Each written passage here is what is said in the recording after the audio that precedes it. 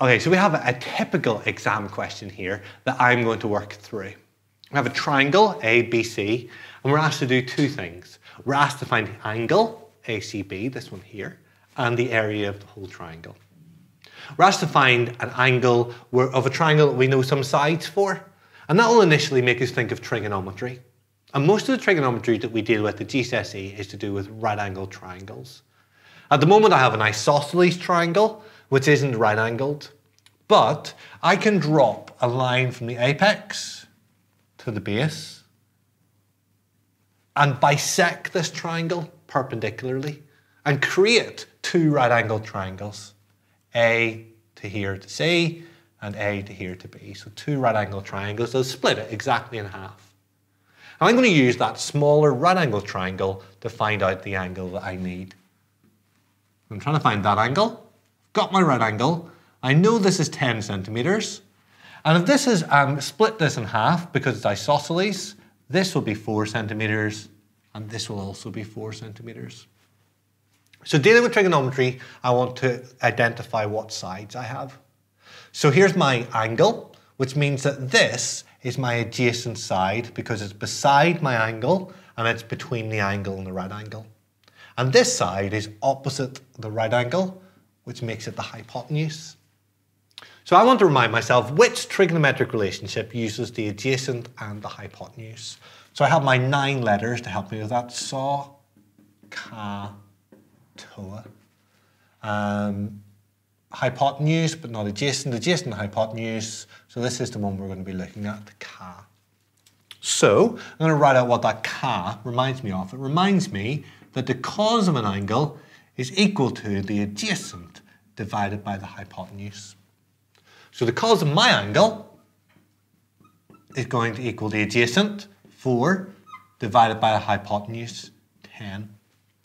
I'm trying to work out an angle, so I'm going to do the inverse cos. So shift cos or second function cos. And I want to find out that x equals cos to the minus 1 of 4 over 10.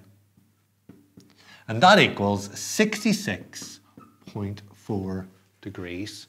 So I've answered my first question. Angle ACB is 66.4 degrees. The second part of the question is to work out the area of the triangle. To work out the area of any triangle, we've got a formula that tells us that the area equals a half times the base times the perpendicular height, the height that's at right angles.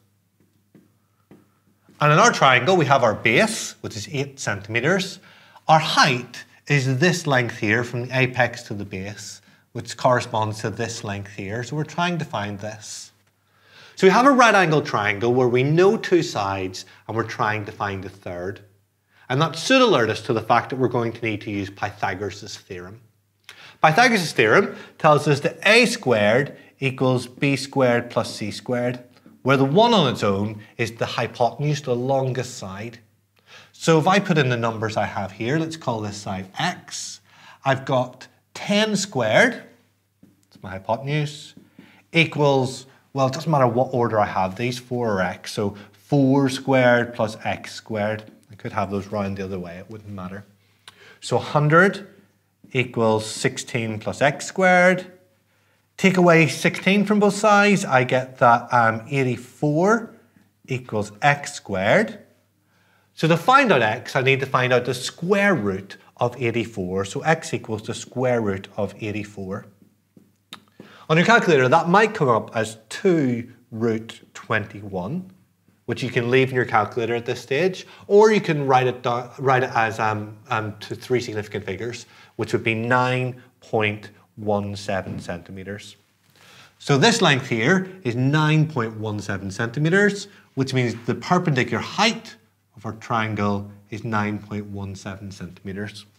So now I have my base, my perpendicular height, I can use my formula. A half times the base times the perpendicular height, which tells me the area of my triangle is 36.7 centimeters squared.